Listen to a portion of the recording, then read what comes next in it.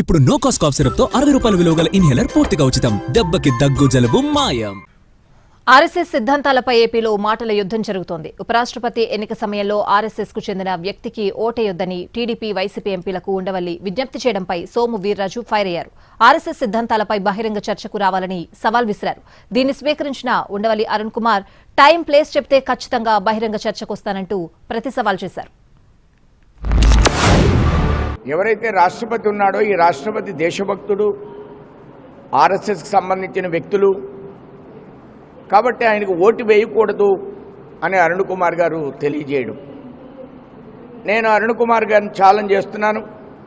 సంఘం గురించి మరొకసారి మాట్లాడడానికి అవకాశం లేదు, మాట్లాడొద్దు.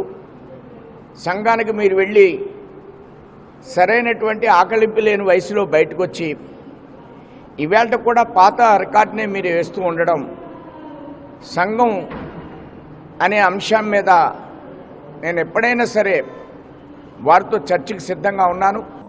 మాట్లాడుకుందాం అన్నది మాత్రం ఖచ్చితంగా అది మంచి ఇది ఇచ్చారు మీరు, ఒక లీడు. ఆ లీడు నేను అంగీకరిస్తున్నాను. సో మీకు ఖచ్చితంగా బీజేపీ మీద, ఆర్ఎస్ఎస్ మీద, గురూజీ గోల్వాల్కర్ మీద ఒక అవగాహన ఉంటుందని నేను నమ్ముతున్నాను. మనం ఇద్దరం వాదించడం అనేది ఇంట్రెస్ట్ ఆఫ్ ది నేషన్ చాలా మంచిది. ఈ వాదనలో ఎవరు గెలుస్తారు ఎవరు ఓడతారన్న వాదన కాదు, ఇది కోర్టు కాదు. ఇక్కడ మనం ప్రజల ముందుకి మన ఇది తీసుకెళ్తాం. మీరు మాట్లాడే ప్రతి ముక్క కూడా మీ ఇది స్టాండ్ ఏంటి, మీరు బీజేపీ ఏంటి, జనసంఘ ఏంటి, ఆర్ఎస్ఎస్ ఏంటి, గోల్వాల్కర్ ఏంటి, హెగ్డేవార్ ఏంటి, వాజ్పేయి గారు ఏంటి, మోడీ గారు ఏంటి, వీళ్ళందరూ ఎలా వచ్చింది ఏంటి, దీన్ని నాకు కొంత తెలుసు. నాకు తెలియని ఏమైనా ఉంటే మీరు కూడా చెప్తురు కానీ